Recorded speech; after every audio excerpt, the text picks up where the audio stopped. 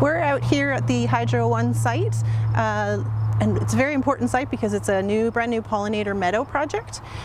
So this will be supporting all of the native pollinators of the area, as well as the monarch butterfly, which is declining. We are trying to enhance pollinator habitat within the city of Ottawa, and this was a great site just because it's in coordination with the new hydro station here. So we needed to do something around the new site that wasn't trees and wasn't going to cause any issues down the line. So it was a really good opportunity to do a pollinator habitat field here.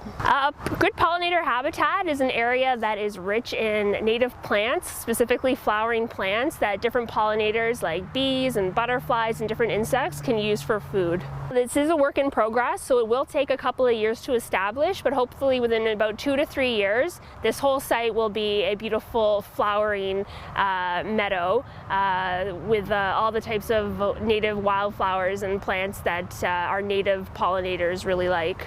So our commonly known monarch butterfly migrates through this part of Ontario and breeds here. And so all the plants that are going in the ground here that are going to grow over this next 3 years will help support that butterfly to find nectar and pollen and places for it to lay its eggs. So specifically it needs the milkweed, which will be growing in abundance in here.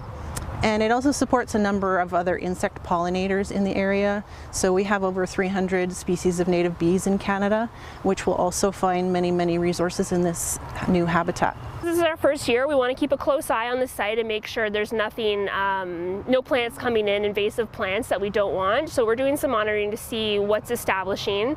In the first year, we're going to see a lot of weeds coming up or kind of non-desirable plants. So we've just been keeping an eye on things, monitoring things, doing some maintenance, which involves a couple of rounds of mowing to sort of knock back those weedy species so that the stuff that we've seeded can really come up and have a chance to get established.